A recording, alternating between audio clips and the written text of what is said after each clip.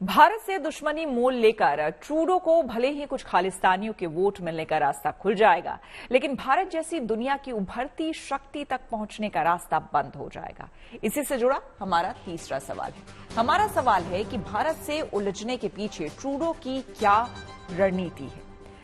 Canada की media में ये चर्चा हो रही है कि भारत से उलझकर ट्रूडो कनाडा के लोगों का ध्यान भटकाना चाहते हैं। इसके बारे में समझा रहे हैं पूर्व राजनयिक जेके त्रिपाठी। ट्रूडो की कोई रणनीति नहीं है, ट्रूडो की मजबूरी है भारत से उलझना अभी, इसलिए कि वो क्षुद्र राजनीति कर रहे हैं। उनके यहाँ देखिए ऐसा है कि 338 लोगों की उनके हाउस ऑफ कॉमन्स में सीट्स हैं। 338 सांसदों में से 153 उनके पास है, मेजॉरिटी नहीं है इसका मतलब।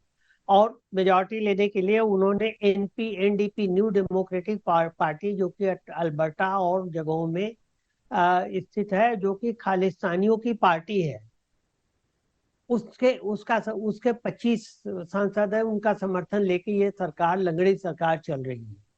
और उन्हीं का समर्थन बरकरार रखने के लिए ये उनकी ओर से बोलते हैं। और अभी हाल में ही जब उन्होंने कहा था खालिस्तानियों ने, न्यू डेमोक्रेटिक पार्टी ने, कि हम समर्थन वापस ले लेंगे तब, क्योंकि आपने कुछ किया नहीं निज्जर की हत्या में, तो ट्रूडो फिर अब उछलने लगे हैं।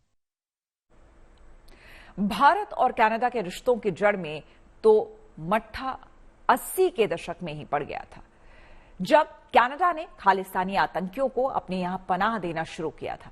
स्थिति पिछले साल उस समय और बिगड़ गई जब कनाडा ने अपने यहां हुई खालिस्तानी आतंकी निज्जर की हत्या का दोष भारत पर मढ़ दिया। ऐसे में हमारा चौथा सवाल इसी से जुड़ा है। हमारा सवाल है कि भारत और कनाडा के रिश्तों के बिगड़ने की शुरुआत कैसे हुई, ये जानना बेहद जरूरी है।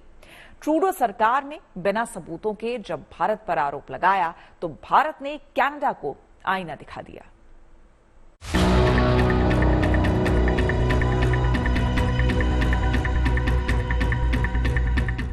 भारत और कनाडा के रिश्ते मौजूदा वक्त में अपने सबसे खराब दौर से गुजर रहे हैं। दोनों देशों के बीच के रिश्तों में खटास अचानक नहीं आई। साल 1985 में ही दोनों देशों के दरार की शुरुआत हो चुकी थी।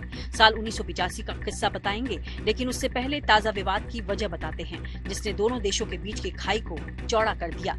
इस पूरे विवाद की स्क्रिप्ट में खालिस्तान आंदोलन, कनाडा सरकार का खालिस्तानियों का सपोर्ट और कनाडा का भारत पर आतंकी हरदीप सिंह निज्जर की हत्या का आरोप है। 18 जून 2023 को कनाडा में हरदीप सिंह निज्जर की हत्या कर दी गई थी। यहाँ गुरुनानक गुरुद्वारा के बाहर हरदीप सिंह निज्जर को हमलावर ने गोली मारी थी। हत्या के 3 महीने बाद सितंबर 2023 में कनाडा के प्रधानमंत्री जस्टिन ट्रूडो ने अपने देश की संसद में बयान दिया था कि कनाडा के पास इस अपराध में भारतीय अधिकारियों के शामिल होने के ठोस सबूत हैं। हालांकि भारत ने इस दावे को सिरे से खारिज करते हुए कनाडा से सबूत की मांग भी की थी और कनाडा सबूत देने में नाकाम रहा था। जबकि निज्जर के बारे में दुनिया जानती है कि वो लंबे समय से भारत विरोधी और हिंसक गतिविधियों में शामिल रहा था। निज्जर लगातार पाकिस्तान की खुफिया एजेंसी आईएसआई के संपर्क में था। अपनी हत्या से करीब 10 साल पहले वो पाकिस्तान भी गया था, जिसकी यात्रा का खर्च आईएसआई ने उठाया था। पाकिस्तान में वो खालिस्तानी आतंकी जगतार सिंह तारा से भी मिला था। भारत विरोधी गतिविधियों में लगातार शामिल रहने और खालिस्तान समर्थक संगठनों को फिर से जिंदा करने की कोशिशों को देखते हुए भारत सरकार ने हरदीप सिंह निज्जर को अपनी 40 शीर्ष आतंकियों की सूची में भी शामिल किया था। साथ ही उस पर 10 लाख रुपए का इनाम घोषित किया गया था। इससे साफ होता है कि निज्जर के पाकिस्तान की खुफिया एजेंसी से काफी करीबी संबंध थे। भारत सरकार कनाडा से निज्जर के खिलाफ कार्रवाई करने की मांग लगातार करता रहा। वहीं कनाडा भारत की मांग को अनसुना करता रहा। निज्जर की हत्या के बाद कनाडा ने भारत पर ही आरोप लगा दिया कि भारत के इशारे पर निज्जर की हत्या की गई, जिसके बाद से दोनों देशों के संबंध खराब होते चले गए। तनाव अभी से नहीं है। 1985 में जून में जब इंडियन एयर इंडिया के विमान कनिष्क को वहां पर बम से उड़ा दिया गया था, तभी से भारत ने उनको कहा था कि आप हमें, उन लोगों को आप हमें प्रत्यावर्तित कीजिए जो इस मामले में वो हैं, दोषी हैं। लेकिन कनाडा ने तब भी ये नहीं किया था। ये पहला मौका नहीं था जब भारत और कनाडा के रिश्तों में तल्खी दिखाई दी हो। भारत और कनाडा के बीच तनावपूर्ण संबंधों का इतिहास मौजूदा घटनाओं से काफी पहले से रहा है। भारत में 1980 के दशक में खालिस्तान की मांग चरम पर थी और उन खालिस्तानियों के लिए कनाडा सुरक्षित पनाहगार बना हुआ था।